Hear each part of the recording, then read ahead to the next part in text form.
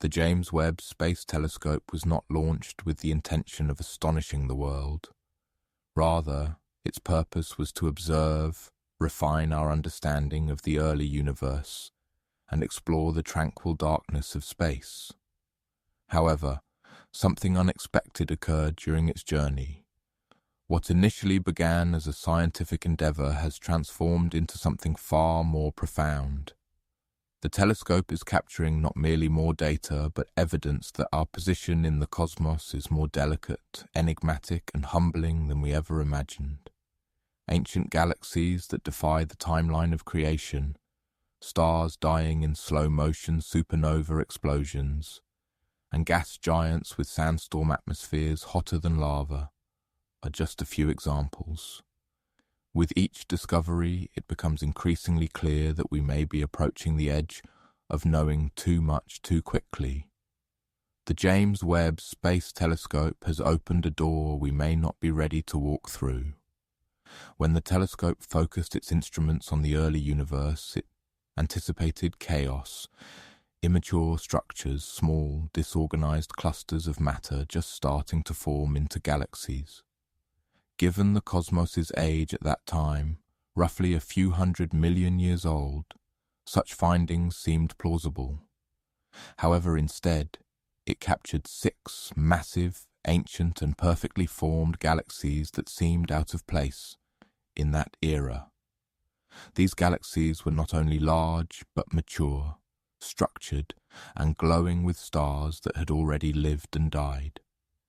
This discovery was not only surprising to scientists, it sent shockwaves through the foundations of cosmology.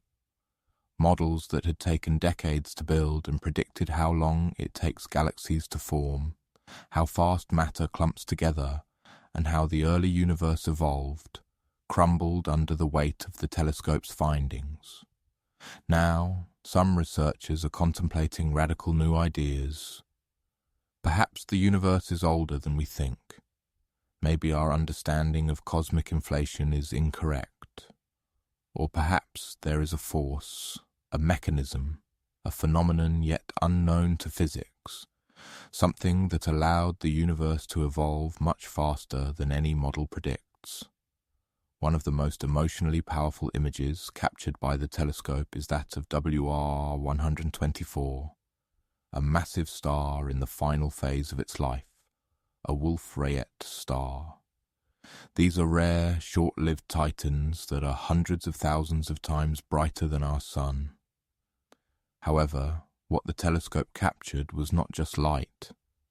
It captured an intimate portrait of a dying star tearing itself apart, surrounded by clouds of gas and cosmic dust expelled into space, forming intricate structures that spiral and burn across light years.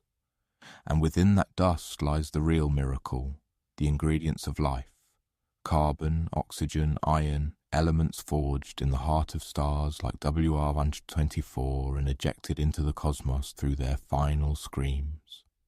This dust doesn't just drift. It travels, mixes, and finds its way into planets, moons, comets, soil, oceans, DNA, into us. The telescope didn't just photograph a star, it photographed our origin.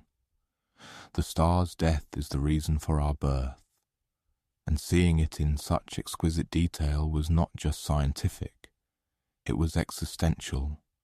A reminder that we owe our very existence to the violence and beauty of stellar destruction. We are quite literally made of stardust.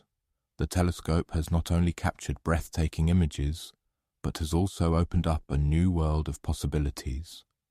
Take, for example, VHS 125E6b, a gas giant nearly twice the size of Jupiter, located just 40 light-years from Earth. Using its powerful infrared instruments, the telescope has been able to peer through its thick atmosphere to detect raging sandstorms of molten silicon. Yes, hot sand swirling in clouds thousands of kilometers across.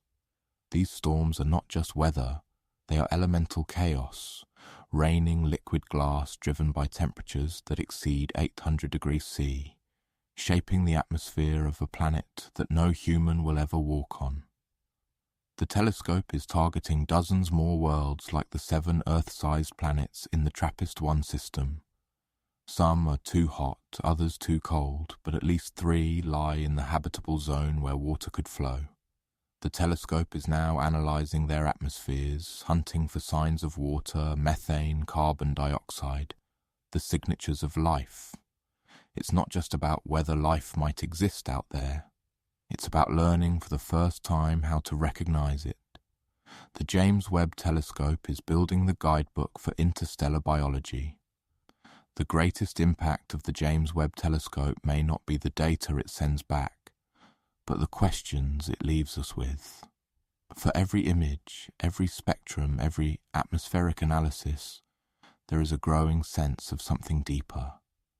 That the more we learn, the more we realise how little we know. The telescope is not just a scientific instrument, it's a philosophical one. It's forcing us to confront the scale of the universe, the strangeness of its structure, and our own fragile place within it. It's one thing to understand that we live in a vast cosmos. It's another to see it in vivid colour.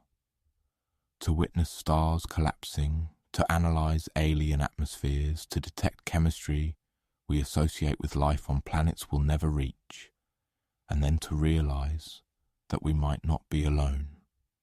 The telescope is not just looking far, it's looking back. When it captures light from galaxies billions of light years away, it's not seeing them as they are now, but as they were when the light left them shortly after the birth of the universe. In a sense, the telescope is not observing the cosmos. It's uncovering a fossil record written in photons. However, there is something troubling in those ancient records. Among the primordial light, the telescope is starting to detect mature structures, evolved chemistry, and gravitational behaviours that don't align with our understanding of early physics. It's as if some galaxies were born running, as if time unfolded differently in their regions of space. This has led to a radical proposition among some cosmologists that time itself may not be constant across the universe. What if our laws of physics are not universal, but regional? What if the cosmic timeline is not a straight arrow, but a branching web of variable flows? The telescope is now catching glimpses of this possibility. Glimpses that, if proven true, would mean we've misunderstood not just when things happened, but how reality is built. While the telescope has dazzled us with images of vibrant star clusters and dynamic galactic collisions, it has also turned its eyes towards something more subtle and perhaps more terrifying: the voids. These are vast, near-empty regions of the universe that stretch across hundreds of millions of light years, devoid of galaxies, stars, or anything we would normally call matter.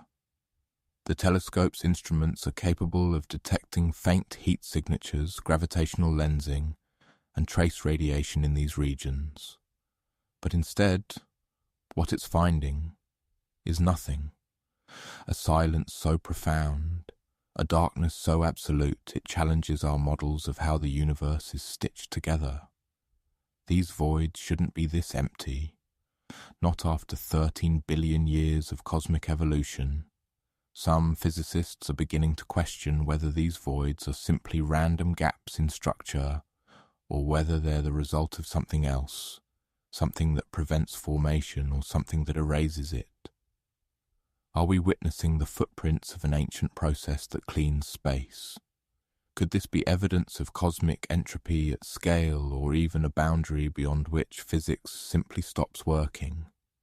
The telescope may be showing us not just what's out there, but what's missing and why.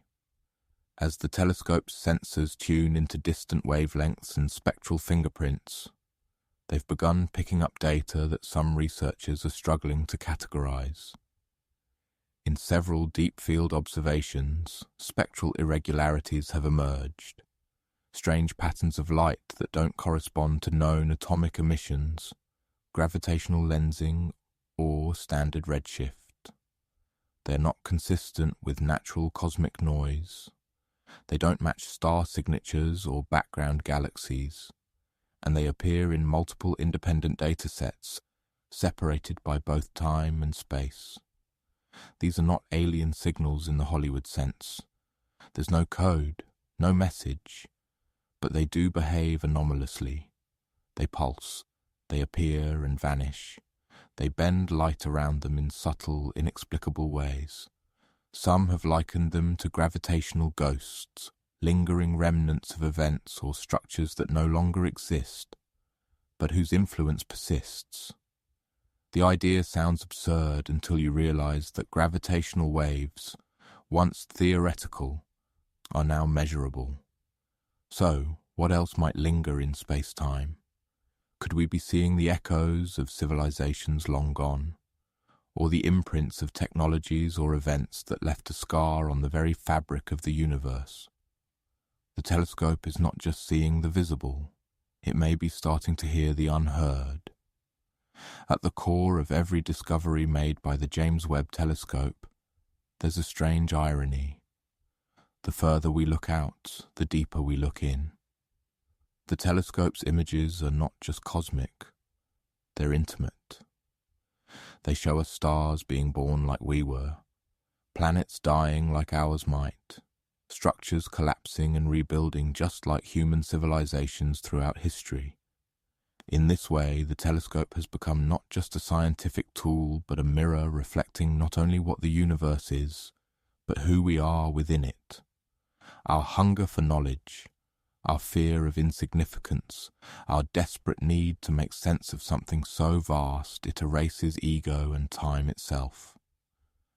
When we stare into the abyss of space, we are asking what is out there.